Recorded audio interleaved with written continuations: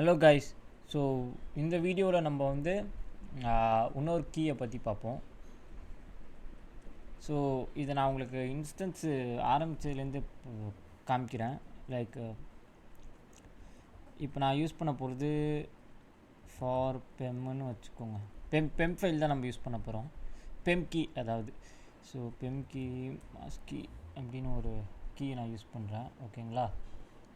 So போய் actually AMI இப்போ latest version பண்ணலாம், பட் ஆனால் அதில் வந்து பாதி லைப்ரரிஸ் இல்லவே இல்லை. ஸோ நம்ம வேறு வழியில் இப்படி தான் போய் ஆகணும்னு வச்சுக்கோங்க. t2.micro இதுதான். இதில் என்ன பண்ணுறேன்னா, ஆல்ரெடி நம்மள்ட்ட என்ன ஃபைல் இருக்குது, பிபிகே இருக்குது. ஓகேவா? நான் வந்து என்ன சொன்னேன், இன்னொரு ஃபைல் தான் நம்ம க்ரியேட் பண்ண போகிறோம் சொன்னேன். ஸோ .pem இது வந்து ஃபார் மாஸ்கி பெம் அப்படிங்கிற மாதிரி சும்மா ஒரு ஃபைல். இதான் இந்த கீ பேர். என்ன ப்ரோ கீ பேருன்னு பார்க்குறீங்க? இட்ஸ் ஓகே, எனக்கு என்ன வைக்கிறதுன்னு தெரியல, அதான் வச்சுட்டேன் அப்படி. ஸோ அடுத்த செக்யூரிட்டி குரூப்பில் போய் நான் என்ன பண்ணுறேன்னா, மார்க்கிலே நம்ம ஆல்ரெடி ஃபஸ்ட்டு EC2வில் க்ரியேட் பண்ணதான் இப்போ நான் வந்து எல்லாத்துக்குமே போடுறேன். ஸோ இதெல்லாம் வேணாம், அப்படியே விட்டுருங்க. இதெல்லாம் விட்டுட்டு இந்த இதில் போய் க்ரியேட் பண்ணுறேன். ஓகேங்களா? ஸோ க்ரியேட் பண்ண கையோட பார்த்தீங்கன்னா இந்த பெண்டிங்னு வருது. ஸோ இதுக்கு முன்னாடி நம்ம எப்படி பார்த்தோம்,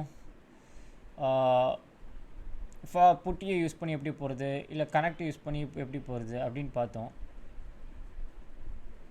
ஆனால் இதில் என்ன பண்ண வரும்னா, இப்போ இது ஆக்சுவலி கனெக்ட் வரல. So let's wait. கனெக்ட் வந்துடுச்சு. ஸோ இதை கனெக்ட் போயிட்டு கமாண்ட் லைன் மூலிமா, அதாவது நம்ம கமாண்ட் லைன் மூலிமா எப்படி போகிறதுங்கிறத பார்க்கலாம். எப்படி கமாண்ட் லைன் மூலிமா தான் போக முடியும் அப்படின்னு கேட்டிங்கன்னா, இருக்குது, அதுக்குன்னே ஒன்று இருக்குது. அதுக்கு வந்து என்னென்னா AWS கமாண்ட் லைன் இன்டர்ஃபேஸ் அப்படின்னு ஒன்று இருக்கும். ஓகேங்களா? AWS CLI இதுக்கு பேர். ஓகேங்களா? ஸோ இதை நீங்கள் இன்ஸ்டால் பண்ணணும். ஓகேவா? நான் ஆல்ரெடி இன்ஸ்டால் பண்ணிட்டேன். இன்ஸ்டால் பண்ணாதவங்க வந்து இதை இன்ஸ்டால் பண்ணலாம். இதை எப்படி இன்ஸ்டால் பண்ணுங்கிறதுக்கு நான் வந்து யூடியூப் வீடியோனா கீழே டிஸ்கிரிப்ஷனில் கொடுக்குறேன். இங்கே பாருங்கள், இது போய் நம்ம வந்து ஐ திங்க் இன்ஸ்டால் பண்ணலாம்னு நினைக்கிறேன். ஏதோ இதில் தான் இன்ஸ்டால் பண்ணேன் நானே. யூடியூப் ஒரு வீடியோ ஓகே. ஸோ அங்கே பாருங்கள், ஃபார் விண்டோஸ்னு ஒன்று இருக்கா? ஸோ இதில் கிளிக் பண்ணி ஒரே நிமிஷம்,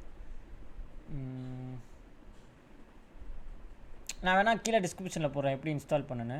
ஸோ நோ வரிஸ். ஓகேங்களா? ஸோ அதை இன்ஸ்டால் பண்ணுறது எப்படிங்கிறது, அதை இன்ஸ்டால் பண்ணிக்கோங்க.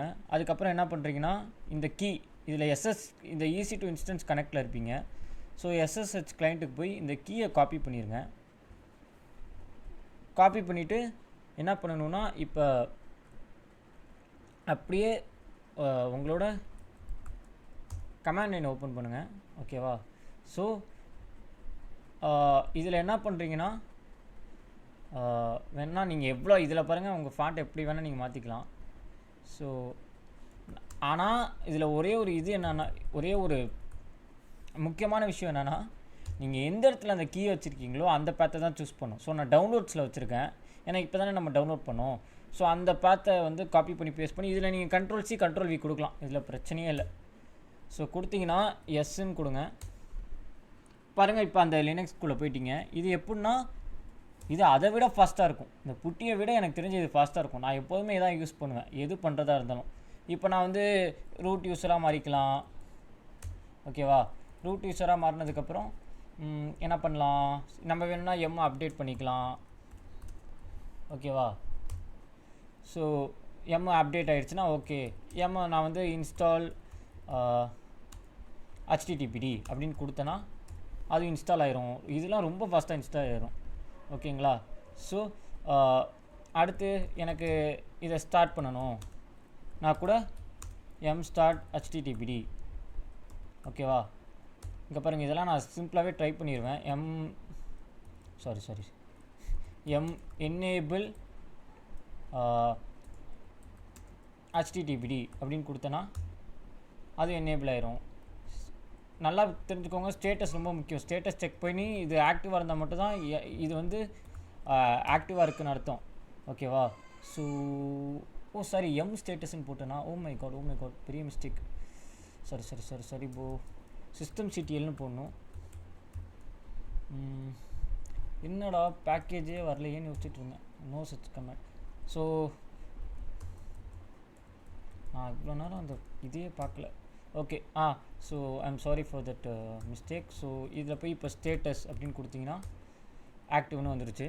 ஸோ இப்போ என்ன பண்ணணுன்னா நீங்கள் கரெக்டாக இப்போ நிறைய பேருக்கு யோசிச்சிருப்பீங்க எதுக்கு இவர் வந்து /HTML இதுக்கு போகிறாருன்னு. ஒன்றும் இல்லை, இது நான் எதுக்கு போனேன்னா ஏன்னா இதில் தான் நீங்கள் வந்து உங்களோட சைட்டை வந்து அதாவது HTML சைட்டை வந்து HTTP இன்ஸ்டால் பண்ணதுக்கப்புறம் இந்த டைரக்டரியில் தான் அது ஸ்டோர் ஆகிருக்கும். ஓகேவா? ஸோ இதில் மட்டும்தான் உங்களால் HTML ஃபைல்ஸை ஹோஸ்ட் பண்ண முடியும். அதை நல்லா தெரிஞ்சுக்கோங்க. ஸோ இதுக்கு நான் ஏன் VI யூஸ் பண்ணுறேன்னா ஏன்னா VI மட்டும்தான் ஐ மீன் VI நானோ நிறையா இருக்குது. நீங்கள் வேணால் VI போட்டால் நீங்கள் வந்து ஒரு ஃபைலே க்ரியேட் பண்ணலாம். ஓகேவா? ஸோ இதில் போய் நான் HTML இன்சர்ட் கொடுக்கணும்.